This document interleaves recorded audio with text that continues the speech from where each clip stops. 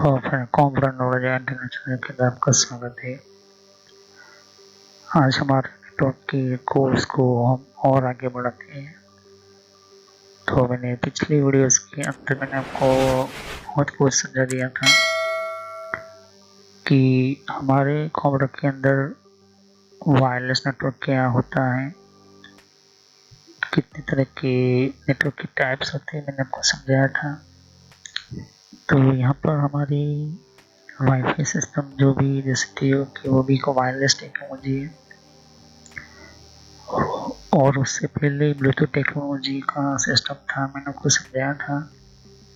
तो वो वीडियो जाकर देख लीजिए। अभी जो हमारा टॉपिक चल रहा है वायरलेस एंटीनास के बारे में, मैंने पिछली वीडियोस में समझाया था बहुत कुछ कि हमारे एंटीनास क्यों हम यूज़ करते हैं, क्यों हमें चाहिए होता है एंटीनास, और एंटीनास की टावर्स क्यों हम यूज़ करते हैं। ये बहुत ही इम्पोर्टेंट है। ओके, तो ये बहुत ही हमारे वेवलेंथ और हमारे मेन सिस्टम की इक्विपमेंट्स के लिए होता है यहाँ पर, जिनमें से पहला मैंने आपको ओमनी डायरेक्शनल एंटीनास के बारे में समझा दिया था। नेटवर्क की प्लेलिस्ट में जाइए, आपको मिल जाएगा।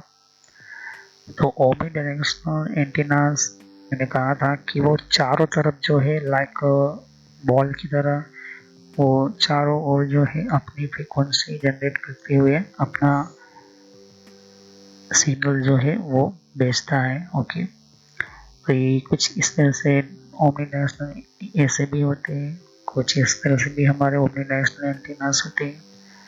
हमारे मोबाइल्स के अंदर जो भी होते हैं एंटीनास, इसके अंदर एलटीई मीमो एक वर्टिकल मोड होता है, एक हॉरिजॉन्टल मोड होता है। इसके अलावा जीपीएस एंटीनास अलग से होते हैं, मतलब जीपीएस की चिप अलग से होती है, और पीसीएस एडीएमए एंटीना अलग से होता है। फिर वाईफाई के लिए भी एंटीनास अलग होते हैं और ब्लूटूथ के लिए भी एंटीना। टोटल हमारे मोबाइल्स के अंदर 5 तरह के एंटीनास होते हैं। ओके, तो ये चीज़ आपको सामने दे सकते हो। ओके, ओमनी डायरेक्शनल एंटीना हमेशा चारों डायरेक्शनली डेटा को कैप्चर करने के लिए, सेंड करने के लिए इस तरह से होता है। ओके, क्योंकि वो चारों तरफ जाकर भेजता है डेटा को। आज हम पढ़ेंगे डायरेक्शनल एंटीना। डायरेक्शनल एंटीना किसे कहते हैं, मैंने पिछली वीडियोस में समझा दिया था कि डायरेक्शनल एंटीना से मैं शुरू करूँगा। ओके, तो दूसरा नंबर का हमारा एंटीना है जिसको हम कहते हैं डायरेक्शनल एंटीना।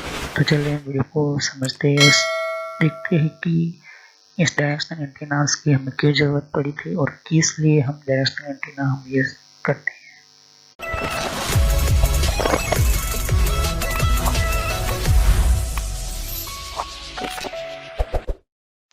तो फ्रेंड्स, वीडियो शुरू करने से पहले मैं मैसेज देना चाहता हूँ कि इस तरह से आपको यूट्यूब में पहले आपके जीमेल से लॉगिन कर लेना है। मोबाइल हो तो मोबाइल से लॉगिन कर लेना है, यूट्यूब ओपन कर लेना है, या यूट्यूब की एप्लीकेशन आप ओपन कर सकते हो। ओके, यूट्यूब की एप्लीकेशन या फिर ब्राउज़र में इस तरह से आपको टाइप करना है कंप्यूटर नॉलेज इन ट्रेनर। ये इस तरह से आप इसको जैसे ही टाइप करोगे तो यहाँ पर आपको ये जो है आपको इस तरह से देखने को मिलेगा। ये चैनल है मेरी। ओके, अब इस चैनल के अंदर आपको ये जो देख सकते किस तरह का आइकॉन भी है, और आपको इसके ऊपर इस तरह से कनेक्ट आपको क्लिक करना है। तो यहाँ पर कंप्यूटर नॉलेज चैनल का जो मैंने ये पुराना नाम है, ये सोशल नॉलेज एंटरटेनमेंट, ये जो पुराना मेरा चैनल का नाम है, हालांकि मैंने बदला नहीं है क्योंकि आप कंफ्यूज ना हो। तो इस तरह से आप अपने चैनल पर आ जाओगे। यहाँ पर बहुत सारे आपके कंप्यूटर की कोर्स की वीडियो मिलेगी, और बहुत ही इम्पोर्टेंट और एडवांस लेवल पर जितना आप नॉलेज नहीं समझा होगा उतना ज़्यादा आपको सब कुछ मेरे चैनल पर मिल जाएगा। तो यहाँ पर जैसे ही नीचे स्क्रॉल डाउन करते हो तो बहुत सारे आपको अलग अलग तरह की आपको वीडियोस मिल जाएंगे। वीडियोस पर जैसे क्लिक करोगे तो और भी बहुत कुछ आपको देखने को मिलेगा। ओके, तो यहाँ पर हार्डवेयर, नेटवर्क, सॉफ्टवेयर, यहाँ तक कि एडवांस एथिकल हैकिंग और सर्वर की भी वीडियो लेकर आऊँगा। तो जितनी भी प्लेलिस्ट है आपके सामने देख सकते हो, पहले सब्सक्राइब कर लीजिए बेल आइकन पर क्लिक करके ऑल पर क्लिक करना है, जिससे कि जितने भी मेरी नई वीडियो होगी वो आप मिस ना कर दो और टाइम टू टाइम आपको पता चल जाए कि ये नई वीडियो जो है और नया जो भी कॉन्सेप्ट होता है, जो भी आपको सिखाने के लिए एक इम्पोर्टेंट पार्ट होता है वो आपको मिल जाएगा। तो आपको सर्च इसी तरह से करना है कंप्यूटर नॉलेज ऑन ट्रेनर नाम से। ओके, तो जैसे प्लेलिस्ट पर आप क्लिक करते हो तो आपको प्लेलिस्ट में बहुत कुछ आपको मिलेगा। अगर आप कंप्यूटर में नए हो, आप कंप्यूटर के बारे में कुछ पता ही नहीं है, तो आपको जो भी आपको बेसिक से आपसे स्टार्ट कीजिए। ओके, तो जिसको रेड हैट लिनक्स पढ़ना है, जिसको ईपी का लेकिन पढ़ना है, वो आपको वो मिलता रहेगा कंटेंट में। तो जो नई टेक्नोलॉजी माइक्रोसॉफ्ट के बारे में, तो माइक्रोसॉफ्ट से शुरुआत कीजिए। यहाँ पर आपको बेसिक से शुरुआत कीजिए। आप हार्डवेयर का ज़्यादातर मैं वीडियो अपलोड करता हूँ, जैसे कि जितना हो सके मैं इसको कम्प्लीटली कंप्लीट करूँगा इस कोर्स को।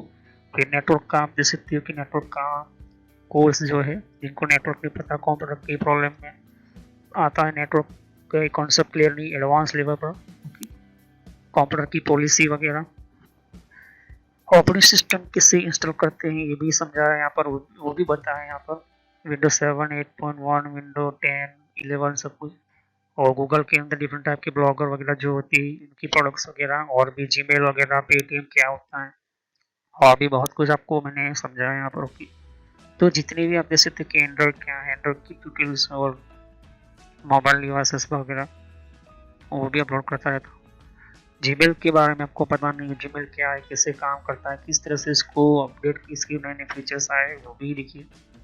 और कंप्यूटर के कप के अंदर हर विंडोज के अंदर कंट्रोल पैनल होता है, कंट्रोल पैनल की प्लेलिस्ट है। तो आप शुरुआत कीजिए विंडोज बेसिक्स से। ओके, विंडोज 7 बेसिक्स से। अगर आपको कंप्यूटर के बारे में कुछ भी नहीं पता तो विंडोज 7 बेसिक्स से शुरुआत करोगे तो आपको पता चलता रहेगा टाइम टू टाइम। ओके, तो यहाँ पर आप ध्यान दे सकते हो कि उसके बाद आपको शुरुआत करनी है यहाँ पर माइक्रोसॉफ्ट की सॉफ्टवेयर से। ओके, तो यहाँ पर माइक्रोसॉफ्ट जो है बेसिक ऑफिस वगैरह, माइक्रोसॉफ्ट वर्ड है, उसके अंदर काफ़ी एडवांस लेवल को मैं सिखाया यहाँ पर। उसके बाद आप कंट्रोल पैनल के बारे में समझिए, इसके बारे में आप समझिए और देखिए। सभी वीडियो मेरी पार्ट वाइज होती है, ध्यान से। ओके, और साथ ही फिर आपको जो है यहाँ पर कंप्यूटर हार्डवेयर का नॉलेज लेना है कि कंप्यूटर के अंदर कौन कौन से पार्ट्स वगैरह जो होती है, कैसे काम करते हैं, एडवांस फीचर्स वगैरह, और भी हैकिंग वगैरह समझनी है। फिर एक रेड लिनक्स करके भी आता है यहाँ पर, ये भी बहुत पॉपुलर है, ये भी कोर्स बहुत पॉपुलर है, तो ये भी देखिए। तो सभी वीडियो कोर्स जो है वो जेन्युइन है और काफ़ी इम्पोर्टेंट होता है यहाँ पर, आपको समझने के लिए ही मैंने आपको बताया यहाँ पर।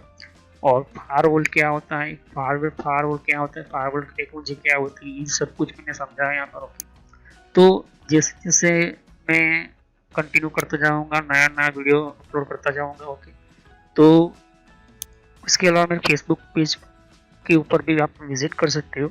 ओके, तो फेसबुक पेज के ऊपर मैं टाइम टू टाइम जो है मैं अपना सिस्टम जो है अपना जितना भी हो सकता है उतना उसको मैं कंटिन्यूसली करता रहता हूँ। तो आप मेरे फेसबुक पेज से जुड़ सकते हैं यहाँ पर। ओके, तो कोई भी एक इम्पोर्टेंट जो डिफरेंट टाइप की जो लेवल का जो एक, जिन लोगों को पता नहीं होता है कि कोर्सेज वगैरह जो होती है वो किस तरह से इम्प्लीमेंट होती है यहाँ पर, इसके अंदर यूज़ कैसे होता है, इन सबको मैंने यहाँ पर दे सकती हो कि मैंने हर टाइम टू टाइम में अपना सिस्टम के वगैरह जो है यूज़ और अपलोड करता रहता हूँ यहाँ पर। ओके, तो जितने भी प्ले लिस्ट है उनको 1 बाय 1 समझिए। ओके, ऐसा नहीं कि डायरेक्टली मुझे ये सीखना है, आप सीख सकते हो। अगर आपके पास पहले से बेसिक का नॉलेज है तो आप चाहते हो कि हार्डवेयर की नॉलेज लेना चाहते हो तो हार्डवेयर की नॉलेज ले सकते हो। उसके अलावा आप नेटवर्क पढ़ना चाहते हो, नेटवर्क भी पढ़ सकते हो। सर्वर की वीडियो अभी आने की थोड़ी देर लगेगी, सर्वर की टेक्नोलॉजी आने में थोड़ी देर लगेगी, क्योंकि हार्डवेयर और नेटवर्क दोनों का पूरा कोर्स पूरा होने के बाद मैं सर्वर का वीडियो लेकर आऊँगा। ओके, तो बेसिक से शुरुआत कीजिए। अगर कंप्यूटर के बारे में कुछ भी नहीं पता, इसे क्लिक करोगे तो सभी वीडियो जो होती है मेरी पार्ट वाइज होती है। ओके, तो इस तरह से वीडियो देख सकती है कि जो है आपको देखनी है 1 बाय 1 करके। ओके, और जितने भी कॉन्सेप्ट होती है विंडोज 7 से लेके, जिनको पता है कंप्यूटर क्या है, किस तरह का काम करता है, तो आप बेसिक से शुरुआत कीजिए। ओके, और जिनको एडवांस लेवल पर सीखना है तो हार्डवेयर वगैरह सीखिए, नेटवर्क वगैरह सीखिए। ओके, तो मैं जितना हो सके मैं डिटेल में एंटर किया हुआ है कोर्स, और पुराना नेम आपके सामने है और नया नाम मैंने इंटर करके रखा हुआ है। तो चले हम वीडियो को शुरुआत करते हैं और सभी वीडियो को पार्ट वैसे देखिए। तो जैसे कि डायरेक्शनल एंटीनास नाम से ही काम का पता चल जाता है, तो ओमनी डायरेक्शनल एंटीनास का काम था कि चारों ओर same time in the same signal को भेजे। लेकिन डायरेक्शनल एंटीना उसी के ऊपर से ओमनी डायरेक्शनल एंटीना से डायरेक्शनल एंटीनास आया और उसी के ऊपर से ये चीज़ बनाई गई थी। डायरेक्शनल एंटीनास जो होते हैं आज के टाइम के अंदर कुछ इस तरह से हम उसको लिखते हैं कि हम किसी भी उस जगह को हम क्या करते हैं, मतलब कि उस दिशा में हम पूरा जो है सिग्नल भेजना चाहते हैं पूरी पावर के साथ। और दूसरी ओर जो है, जैसे कि ओमनी डायरेक्शनल एंटीनास पिछले वीडियो में समझाया था, ओमनी डायरेक्शनल एंटीनास के अंदर कि चारों ओर जो सिग्नल भेजता है वो, तो उसके अंदर आपका पावर प्रोवाइडिंग और उसके अंदर और भी बहुत कुछ जो है वो जाता है। ओके, तो डायरेक्शनल एंटीनास ये स्पेसिफिक हम उस डायरेक्शनल की ओर भेजना चाहते हैं जहाँ पर हमें भेजना है, हम उसको डायरेक्ट करते हैं, मतलब कि उसको हम दिशा दिखाते हैं कि उस जगह पर आपको सिग्नल भेजना है, उस जगह पर ही हम जो है वहाँ पर सिग्नल भेजते हैं। तो इसे कहते हैं directional antennas. Directional antennas focus RF signal. Okay, ये भी एक तरह का आरएफ सिग्नल ही भेजता है, रेडियो फ्रीक्वेंसी पे नीचे काम करता है, लेकिन ये स्पेसिफिक डायरेक्शन होता है, मतलब इसकी हम जो है एंगल को तय करते हैं कि इसका सिग्नल कहाँ मतलब कौन से एंगल के थ्रू हमें भेजना है। ओके, ओमनी डायरेक्शन में सिर्फ जो है वो चारों ओर भेजा जाएगा, लेकिन डायरेक्शनल एंटीना में ऐसा नहीं होता है। ओके, ये प्रोवाइडिंग करता है इंक्रीज रेंज, मतलब ये इसकी रेंज जो होती है ओमनी डायरेक्शन से ज़्यादा डायरेक्शनल एंटीनास की ज़्यादा रेंज होती है। ओके, डायरेक्शनल एंटीना की रेंज भी ज़्यादा होती है क्योंकि इस एंटीनास का जितना भी फोकस है वो हम एक तरह का एक यूँ कहें कि हम उस जगह का उस एरिया का पर्टिकुलर हम डायरेक्शनल भेजते हैं। ओके, प्रोवाइड करता है इंक्रीज रेंज, मतलब कि वो देता है कि ज़्यादा से ज़्यादा रेंज को बढ़ाने के लिए। और हम बोलते हैं एंड सिग्नल स्ट्रेंथ, मतलब कि सिग्नल की स्ट्रेंथ भी हमें बढ़ी हुई मिलती है हमें, क्योंकि हम उसके अंदर डायरेक्शनल हम लेते हैं। ओके, तो in that directional while reducing coverage in other directional. Okay, तो ये जो डायरेक्शनल जो होता है जब हम रिड्यूस करते हैं कवर के अंदर, तो वो दूसरे डायरेक्शनल के अंदर भी बहुत काफ़ी हमें कवर देता है। तो अगर हम यूँ कहें कि मुझे एक जगह पर मान के चलते हैं कि मुझे ये जो है साउथ के अंदर है और मैं नॉर्थ के अंदर हूँ, तो नॉर्थ के अंदर और साउथ के अंदर इन दोनों के बीच में 5 किलोमीटर का अंतर है। तो मैं चाहता हूँ कि ये साउथ में है और नॉर्थ में है, तो मैं उस डायरेक्शनल को बदल दूंगा और मैं चाहता हूँ कि पूरा जो मेरा एक्सटर्नल मतलब कि पूरा जो है एंटीना का डायरेक्शनल मतलब उसकी जो दिशा है वो यहाँ पर ही मैं भेजूंगा। ओके, तो ये चीज़ आपको देखने को मिलती है डायरेक्शनल एंटीनास, जिनमें से कुछ इस तरह के एंटीनास आपने देखे होंगे टावर के ऊपर। ओके, तो टावर पर कुछ इस तरह से आपको देखने को मिलता है। ओके, तो टावर के अंदर आप देख सकते हैं कि इस तरह से जो है सिग्नल्स आपको देखने को मिलते हैं। ओके, ये डायरेक्शनल एंटीनास है। ये डायरेक्शनल एंटीना सिग्नल रेंज के अनुसार हम सेंड करते हैं, स्पेसिफिक रेंज के अंदर हम डायरेक्शन हम बताते हैं। ओके, उसके अलावा कुछ इस तरह से आज के टाइम के अंदर ये जो चीज़ आपको देखने को मिलती है। ओके, तो ये डायरेक्शनल आपको देखने को मिलता है। ओके, तो ये चीज़ देख सकते हो कि इस तरह का एक important of directional antenna focus करता है उस दिशा के अंदर उस जगह पर अंदर। ये बहुत ही कुछ आपके सामने देखने को मिलती है। ओके, इससे कहते हैं डायरेक्शनल एंटीनास। ओके, तो अगर हम एग्जांपल लेते हैं, एग्जांपल इंक्लूड हम यागी एंटीना बोलते हैं, पैनल एंटीना बोलते हैं, डिश एंटीनास बोलते हैं।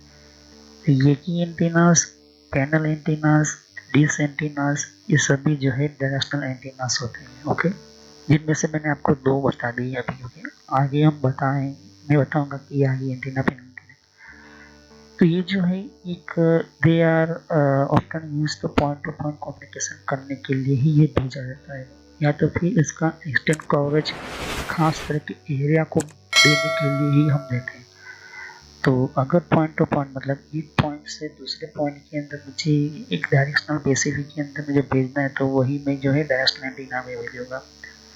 ओके, या तो फिर ऐसा एंटीना के अंदर हमें एक्सटेंड कवर मुझे देना चाहिए स्पेसिफिक एरियाज के अंदर। ओके, स्पेसिफिक कवर सिस्टम्स के अंदर, मतलब कि मुझे उस एरिया को ही कवर करना है, तो मैं उस डायरेक्शनल एंटीनास का यूज़ करूँगा। अगर मैं यहाँ पर ओमनी डायरेक्शनल एंटीनास यूज़ करूँ तो यहाँ से सिर्फ 2 किलोमीटर 3 किलोमीटर सभी जगह पर जो है वो सेम मिलेगा, लेकिन वो स्पेसिफिक खास तरह से मुझे डायरेक्शनल मुझे वो दिशा की ओर मुझे भेजना है, तो मुझे एक डायरेक्शनल एंटीना ही मुझे यूज़ करना है। इसकी सिग्नल किस तरह को समझते हैं।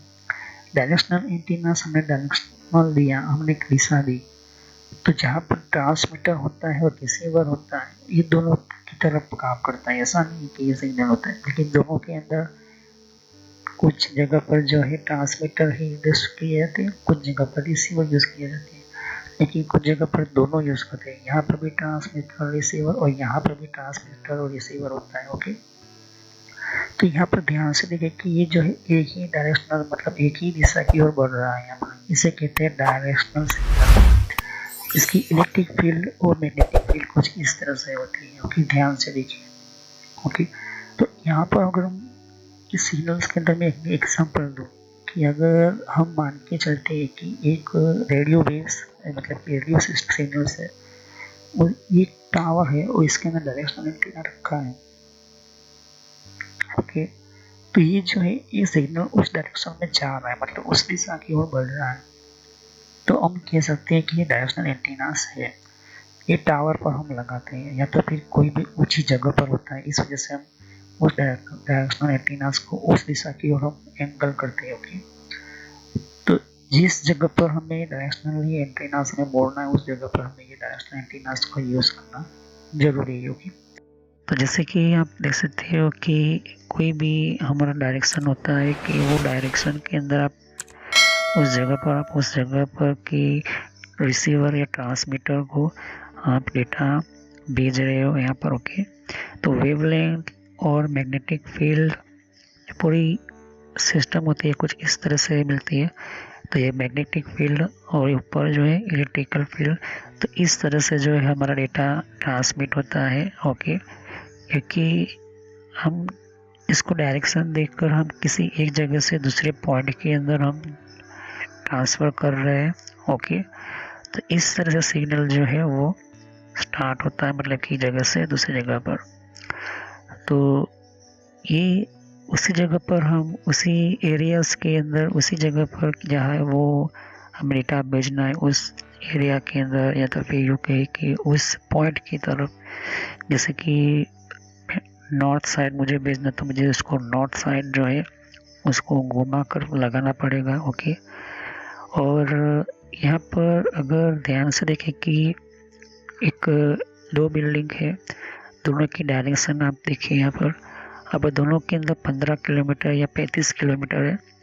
तो आज के टाइम के अंदर काफ़ी heavy high level frequency type के एंटीनास आ चुके हैं। अगर आपका डिस्टेंस 15 किलोमीटर का है या 15 किलोमीटर का है या 35 किलोमीटर का है, तो इस हिसाब से आपको काफ़ी हेवी फ्रीक्वेंसी जनरेट करने वाला आपको एंटीना लगाना पड़ता है आपके एंटीना टावर के ऊपर। ओके, तो ये एंटीना टावर के अंदर आप देख सकते हैं कि एक जगह से डेटा दूसरी जगह पर भेजना है, तो ये तो लगेगा, लेकिन इसके साथ उसकी 2-3 डिवाइस और लगेगी, जिसमें इसका पावर सिस्टम होता है, दूसरा उसका रेडियो फ्रीक्वेंसी जनरेट करने वाला, तीसरा जो होता है राउटर होता है। तो एक जगह से दूसरी जगह पर सेम डेटा भेजना है तो आपको इसकी जो है कंट्रोलिंग सिस्टम को समझना है। उसकी मेन खासियत ये है कि ये एक ही डायरेक्शन के अंदर उसी जगह पर जहाँ पर आपका दूसरा बिल्डिंग है, जहाँ से इसको डेटा रिसीव करना है और सेंड करना है, ये दोनों कर सकता है, ट्रांसमिट भी कर सकता है, रिसीव भी कर सकता है। ओके, तो ये दोनों काम करता है। कहने का मतलब ये है कि अगर बिल्डिंग ए और बिल्डिंग बी जो है, तो अगर ध्यान से ट्रांसमिट करता है एक जगह से तो दूसरी जगह पर रिसीव होता है। तो बेसिकली एक सिस्टम है और दूसरे सिस्टम के अंदर आप डेटा को भेज रहे हो, सेंड कर रहे हो, या फिर आप उसके अंदर कोई भी XYZ जो भी करते हो, तो ये जो है एक तरह का डायरेक्शनल होगा। ओके, उसी तरह से टेलीकम्युनिकेशन सिस्टम में भी यही चीज़ लगती है। ओके, उसकी रेंज की जगह से दूसरी जगह पर भेजना होता है। तो ओके, तो डायरेक्शनल एंटीना की जो मेन बीम सिस्टम होती है वो आपको समझा देना चाहता हूँ। मैंने यहाँ पर इस जगह पर मोड़ कर रखा है। मैं चाहता हूँ कि नॉर्थ साइड मेरा डेटा जाए। ओके, तो मुझे इस तरह से जो है रखना होगा। तो मेरा एग्जैक्ट फोकस बीम, फोकस का मतलब कि जहाँ पर मुझे भेजना है वो डेटा कुछ इस तरह से निकलेगा।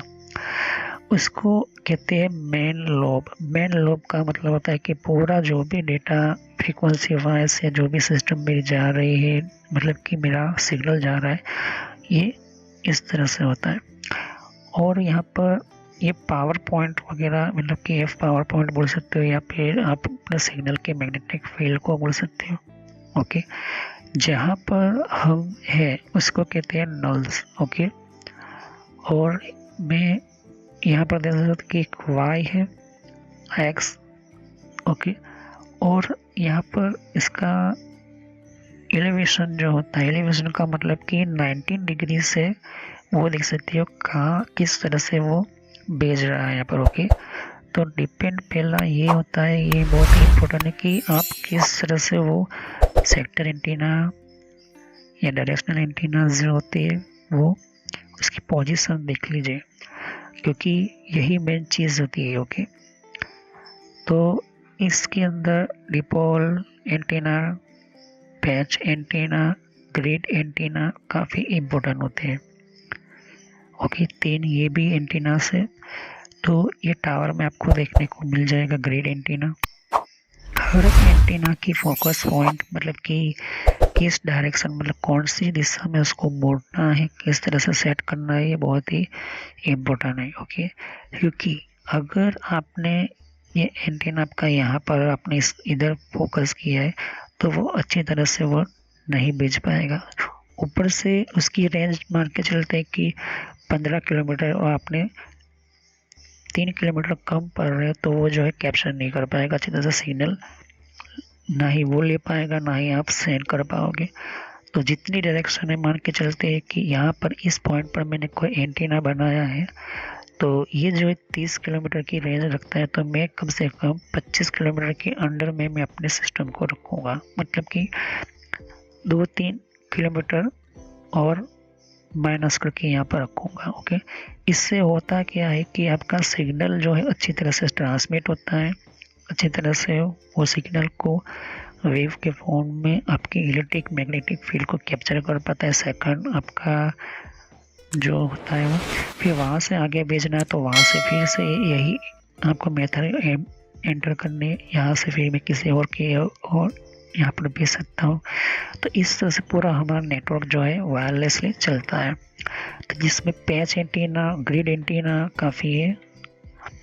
अब हम बात करते हैं कि उसकी वीकनेस क्या, कमजोरी क्या है। खासियत ये है कि अगर एक टावर है टेलीकॉम कम्युनिकेशन का, दूसरा टावर है, दोनों की आपस में जो है कम्युनिकेशन हो रही है, लेकिन बीच में कोई पहाड़ आ चुका है, मतलब कि कोई दिक्कत है, कोई भी XYZ लेते हैं, तो ये इसको क्या कहते हैं, विजुअल लाइन ऑफ साइन बोलते हैं, और ये इसको कहते हैं फ्रेसेल जोन कहते हैं। अब ये क्यों, देखिए कोई भी सिग्नल जब जाता है तो इसके बीच में बहुत सारी चीज़ें होती है, बिल्डिंग्स वगैरह होगी, या हमारे पहाड़ वगैरह होते हैं, या कोई और मैग्नेटिक फील्ड जनरेट करने वाली कोई मशीन वगैरह होती है।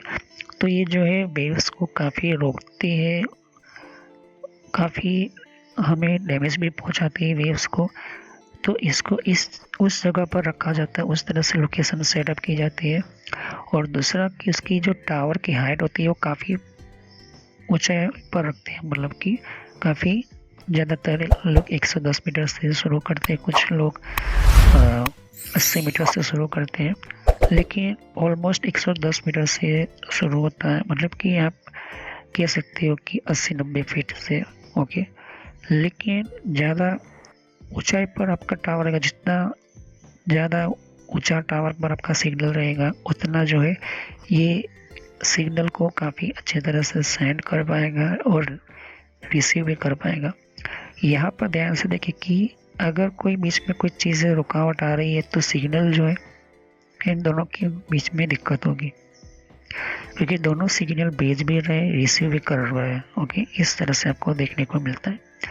सैटेलाइट्स अगर आप देखोगे तो सैटेलाइट्स के अंदर तो सैटेलाइट भी एक खास डायरेक्शन में रखा जाता है। ओके, अगर आपने डिश टीवी या अपने कोई डिजिटल कनेक्शन लिया है जो सैटेलाइट्स पर चल रही है, तो सैटेलाइट पर्टिकुलरली एक एग्जैक्टली उस जगह पर पॉइंट करता है जहाँ पर उसको जो है डेटा भेजना होता है, मतलब कि उस जगह पर जो है सिग्नल उसको मिले, उस हिसाब से जो है हम सैटेलाइट की ओर रखता है। तो सैटेलाइट क्या करता है, उस पर्टिकुलर डायरेक्शन के अंदर, उसी एरियाज के अंदर जो है वो डायरेक्शनली वो उसको रखा जाता है, मतलब कि उसको सिग्नल जो है भेजा जाता है। ओके, अब यहाँ पर सैटेलाइट क्या, सैटेलाइट से डेटा नहीं भेजा जाता, डेटा जो भेजा जाता है, जो भी उसको डेटा मिलना चाहिए वो अर्थ पर ही होता है। मतलब कि एक एग्जांपल लेता हूँ कि सोनी टीवी का है या फिर डीडी नेशनल है, दूरदर्शन, तो अगर वो ज़मीन पर, तो उसका एक मेन डिश स्टेशन होता है, अर्थ स्टेशन बोलते हैं उसको, वो जो सैटेलाइट को सिग्नल भेजता है। सैटेलाइट जो है बहुत सारे सिग्नल्स को कन्वर्ट करके उन सभी यूज़र को प्रोवाइड करता है जिस डायरेक्शन में अपने सैटेलाइट को रखा हुआ है। तो उसका एंटीना जो है उसके रिसीवर यहाँ से पिकअप कर लेते हैं। तो ये ट्रांसमीटर भी है, रिसीवर भी है। ओके, और ये भी ट्रांसमीटर है, मतलब कि ये रिसीवर है। ओके, अब ये ट्रांसमिट भी करेगा, रिसीव भी करेगा। सैटेलाइट को जो ध्यान में रखा जाए तो सैटेलाइट भी एक तरह का मेन एक ब्रिज की तरह काम करता है, मतलब कि एक्सेस पॉइंट की तरह काम करता है। मतलब कि बीच में ऐसा डिवाइस जो यहाँ से डेटा उठाकर सामने की ओर भेजता है। तो इस तरह से इसको हम वीसेट कम्युनिकेशन सिस्टम बोलते हैं। वीसेट कम्युनिकेशन सिस्टम इसलिए बोलते हैं क्योंकि इसके अंदर सैटेलाइट का यूज़ होता है, ना कि टावर का। तो सैटेलाइट को हम जो है अर्थ में से सिग्नल भेजते हैं, वो सिग्नल सैटेलाइट कैरी करता है और उसमें जितने भी आपके यूज़र हैं वो वहाँ से सिग्नल रिसीव करते हैं। तो जो यहाँ से आप देखा होगे वो यही दिखाई देगा, वही उनके टीवी पर दिखाई देगा। फ़र्क सिर्फ इतना है कि वो जो है सिग्नल जो है उस एरिया के अंदर पर्टिकुलर जो भेजता है वो सैटेलाइट भेजता है। ओके, अब सिग्नल लॉस्ट कब होता है, कब प्रॉब्लम होती है, हम ये भी समझेंगे डायरेक्शनल एंटीना के अंदर। देखिए, एक टावर है, बीच में जो है कोई रुकावट, पहाड़ मान लो, बिल्डिंग मान लो, कुछ भी मान लो, वो सिग्नल भेज रहा है, लेकिन सिग्नल जो टकरा कर वापिस आ जाता है। ओके, और सिग्नल यहाँ पर हो रहे हैं लॉस। तो लॉस होने के चांसेस क्यों, क्योंकि सिग्नल के बीच में कोई दीवार है या कोई पहाड़ है या कोई बिल्डिंग है या कोई ऐसे सिस्टम है जिसके अंदर आपका जो कम्युनिकेशन जो यहाँ पर सिग्नल नहीं मिल रहा है या फिर कम मिल रहा है। तो ये जो है रुकावट को हटाने के लिए या तो फिर इसको हटाओ या तो फिर आपको इसके ऊपर से हाइट बढ़ाकर आपको जो है सिग्नल भेजने या रिसीव करने के लिए आपको ये टावर की हाइट बढ़ानी होती है। लेकिन हर जगह ये टावर की हाइट बढ़ाओ ये पॉसिबल नहीं होता है। तो हम क्या करते हैं, बीच में सैटेलाइट्स का भी हम यूज़ करते हैं। ओके, और ध्यान से देखा जाए तो जितने भी हमारे कंप्यूटर है, जितने भी हमारे बड़े बड़े हेवी टाइप के कम्युनिकेशन करने वाले तरीके जैसे कि सैटेलाइट रेडियो टावर वगैरह हो गए, सैटेलाइट रेडियो कम्युनिकेशन हो गया, ये तभी यूज़ होता है जब कोई बड़ी ऑर्गेनाइजेशन या बड़ी कंपनी या गवर्नमेंट के लिए। लेकिन प्राइवेट कंपनी जो होती है उनके पास दो ही ऑप्शन होते हैं, का तो फिर थर्ड पार्टी का कोई आप सिस्टम ले या तो फिर आपका खुद का नेटवर्क बनाना है, तो आपको अंडरग्राउंड केबल बिछाकर उसका इंटरनेट बनाना होगा एक जगह से दूसरी जगह पर। अगर वो भी नहीं होता तो फिर आपको जो है आपको टावर बनाना पड़ेगा और इसकी हाइट से ऊपर की ओर डेटा भेजना होता है। ऐसा क्यों होता है, देखिए, जब भी कोई एनर्जी इंक्रीज होती है, मतलब कि जब भी कोई डेटा भेजता है तो उसके साथ पावर भी जो है वो यूज़ करता है। हमारा विजिबल पॉइंट जो होता है वो आपको समझ देना चाहता हूँ कि फ्रीक्वेंसी और वेवलेंथ ये दोनों बहुत ही इम्पोर्टेंट होता है। तो हमारा ये जो है एक ध्यान से देखिए कि रेडियो सिग्नल कुछ इस तरह से आपको मिलेगा। ओके, जैसे जैसे सिग्नल बढ़ेगा पावर भी उतना लगेगा और उसकी जो है यूँ कहें कि हमारा जो डैमेज होने के चांसेस भी बढ़ते हैं। तो ऑलमोस्ट जितने भी हम यूज़ करते हैं माइक्रोवेव तक ही हम यूज़ कर सकते हैं। ओके, तो रेडियो के ऊपर हमारा काम चलता है यहाँ तक। ओके, इस तरह से यहाँ पर फ्रीक्वेंसी के अंदर तो ये फ्रीक्वेंसी ही हमारी वेवलेंथ के हिसाब से चलती है। जब भी कोई भी सिग्नल बीच में आता है तो ये फ्रीक्वेंसी का जो वेवलेंथ है, मतलब कि ऐसा कह सकते हो कि उनमें गैप ज़्यादा आना जाना शुरू हो जाता है, मतलब कि सिग्नल जो है कम मिलना शुरू होते हैं। उस रिसीवर को ट्रांसमीटर तो ट्रांसमिट कर रहा है लेकिन रिसीवर को जो सिग्नल नहीं मिलता है इसलिए वो होता है लॉस। ओके, तो डायरेक्शनल इसको प्रोपगेशन बोलते हैं। तो इस तरह से ग्रिड एंटीना काफ़ी फेमस है। ग्रिड एंटीना दोनों काम करता है, ट्रांसमिट भी करता है, रिसीव भी करता है। कुछ रिसीव करने लिए बनाए होते, कुछ ट्रांसमिट और रिसीव दोनों के लिए बनाए गए होते। तो ये ग्रिड एंटीना आपने टावर पर देखे होंगे। ओके, ये ग्रिड एंटीना के बैकग्राउंड में ये देख सकते हैं जाली क्या होती है, उस सिग्नल को कैप्चर करने के लिए, उस सिग्नल जो आ रहा है वो सिग्नल इसको मिले, यहाँ से वो रिसीव करे। बीच में देख सकते हो ट्रांसमीटर, तो सिग्नल को भेजना तो डायरेक्टली वो बीम वाइज भेज सकता है, उस हिसाब से बनाया गया है। तो कहने का मतलब कि अगर बीच में कोई भी सिग्नल को रोकने वाला सिस्टम आता है तो इसको कम मिलेगा या फिर ना के बराबर सिग्नल मिलेगा। तो ये जो है आपको डिपेंड, जब भी कोई टेलीकम्युनिकेशन चीज़ें या कोई भी बनाती है अपना सिग्नल का टावर या कम्युनिकेशन, तो पहाड़ पर जो है काफ़ी दिक्कत आती है क्योंकि सभी पहाड़ जो होते हैं वो कोई बहुत बड़े होते हैं, कोई छोटे होते हैं। तो ये सभी चीज़ों को ध्यान में रखते हुए हमें ये चीज़ें काम करना होता है। सिग्नल जब भी निकलना एक डायरेक्शन से दूसरी डायरेक्शन की ओर, तो उनके पास तीन चीज़ें बहुत ही इम्पोर्टेंट है। एक है मैग्नेटिक फील्ड, इलेक्ट्रिक फील्ड और तीसरी होती है उसकी टाइमिंग। ओके, अब कुछ जगह पर ऐसा होता है कि सिग्नल लॉस्ट हो गया, मतलब सिग्नल नहीं मिल रहा, तो आपने रिकनेक्शन का टाइमिंग रखा 10 सेकंड।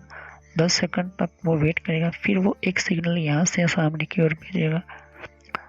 तो ये जो है डिपेंड करता है कि आपका डिस्टेंस कितना है, और वो दूसरा मेन चीज़ कि आपकी एक पॉइंट से जो सिग्नल निकल रहा है तो दूसरी जगह पर सिग्नल जा रहा है, तो वो कितना टाइमिंग के अंदर अच्छी तरह से सिग्नल कितने बीपीएस कितनी फ्रीक्वेंसी जनरेट कर पाएगा, ये इम्पोर्टेंट होता है।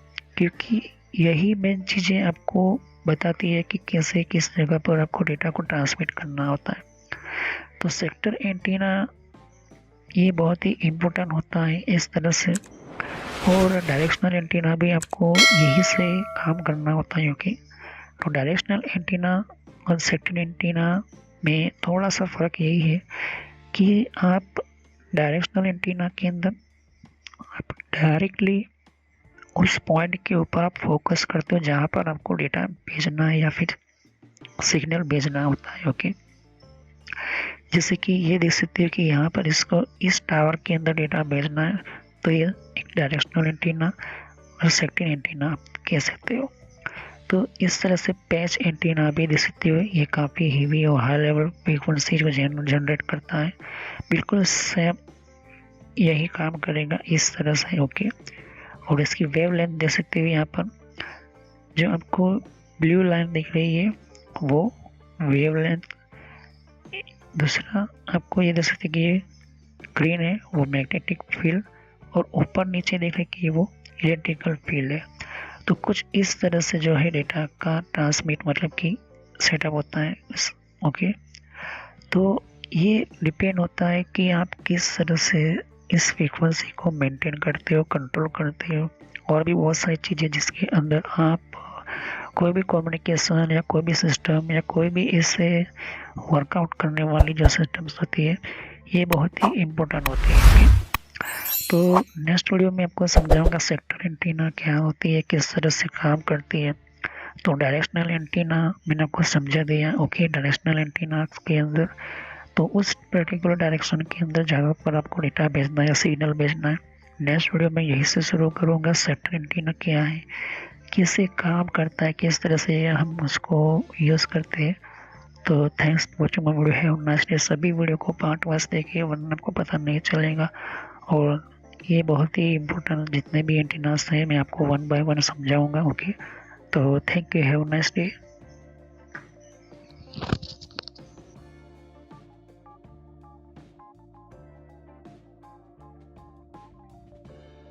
जैसे कि यहाँ पर और भी एक जैसे कि विंडो 10 के लिए भी अलग मैंने प्लेलिस्ट बना रखी हुई है।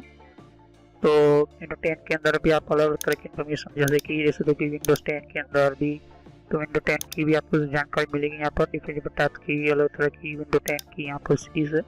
ओके, तो हर विंडो 10 के अंदर कौन कौन सी सेटिंग्स होती है, किस तरह की सेटिंग्स होती है, विंडो 10 के अंदर कौन कौन सी फीचर्स होती है, ये भी रखा हुआ है यहाँ पर। ओके, तो यहाँ पर आपकी विंडो 10 के अलावा कंट्रोल पैनल भी है। कंट्रोल पैनल के अंदर भी आपको जानकारी कंट्रोल पैनल क्या होता है। ओके, और आप जैसे कि कंप्यूटर हार्डवेयर का कोर्स आपको ये इम्पोर्टेंट है, या बेसिकली और कंप्यूटर नेटवर्क का भी कोर्स कंटिन्यू कर रहा हूँ यहाँ पर। ओके, तो जहाँ पर आपकी जिस फील्ड के अंदर आपको इन्फॉर्मेशन चाहिए, साथ ही मैंने जीमेल किस तरह से बनाना, जीमेल क्या है, Gmail port forwarding, Gmail system, Gmail ID, Gmail के अंदर क्लोनिंग किस तरह से करी जाती है, यहाँ पर जीमेल के अंदर किस तरह से हम लेबल क्रिएट करते हैं, यहाँ पर ये भी सिखाया मैंने यहाँ पर। ओके, तो आगे जाके आप देख सकते हो कि और भी बहुत सारी यहाँ पर वीडियोस है विंडोज 10 की यहाँ पर। ओके, तो मैंने पेटीएम, मिंत्रा, याहू, ट्विटर क्या होती है, ट्विटर के कौन कौन सिक्योरिटी फीचर कौन कौन से, फेसबुक क्या है, फेसबुक के अंदर कौन कौन से फीचर्स वगैरह होते हैं यहाँ पर हमने बताया यहाँ पर। तो यहाँ पर आपको देख सकते हो कि और भी बहुत सारे आपको बेसिक कंप्यूटर यूजर पर क्लिक करना है यहाँ पर, बेसिक कंप्यूटर नॉलेज के ऊपर, क्योंकि ये बहुत ही इम्पोर्टेंट है। और जब तक अपना आपको कोई कंप्यूटर की नॉलेज नहीं तो आप बेसिक पे ही स्टार्ट कीजिए। ओके, तो ये इम्पोर्टेंट है आपके लिए। और कुछ में फ्रॉड कॉल वगैरह होते हैं, कुछ वेबसाइट, कुछ कमांड के अंदर क्या करना है, कम फायरवॉल किस तरह से यूज़ करना है, ये भी मैं बताया यहाँ पर। तो मैं आगे नेक्स्ट लेवल पर बताऊंगा। ओके, एंड्रॉइड का भी मैंने समझाया, एंड्रॉइड मोबाइल फ़ोन के अंदर क्या होती है किस तरह से। तो वीडियो पर जैसे क्लिक कर तो बहुत सारा कुछ वीडियोस मिलेंगी, लेकिन मैं कहूँगा कि आप प्ले लिस्ट में जाकर ही हर तरह की यहाँ पर वीडियोस को कंटिन्यू करें। ओके, तो सभी वीडियोस भी होती है, पार्ट वाइज होती है। ओके, तो हर पार्ट के अंदर आपको अलग तरह की नॉलेज मिलेगी। ओके, और कोई भी क्वेश्चन होता है मुझे कर सकते हो। अभी ये जो मेरा नेम है वो पुराना नेम है क्योंकि मैंने रखा हुआ है, लेकिन जो रियल नेम है आपको इस तरह से सर्च करना है यूट्यूब की प्लेलिस्ट के अंदर, आपके मोबाइल के अंदर, और आपके कंप्यूटर के अंदर भी आप यूट्यूब चलाते हो तो इस तरह से आपको कंप्यूटर नॉलेज ट्रेनर यही नाम एंटर करना है। लेकिन मैं पुराना नाम इसलिए रखा हुआ है क्योंकि आपको पता चले कि ये दोनों चैनल एक ही है मेरी। ओके, तो thanks for watching my video. Have nice day. Next time I will continue new topic, मैं नए कंप्यूटर में कंटिन्यू करूँगा। ओके, तो थैंक यू।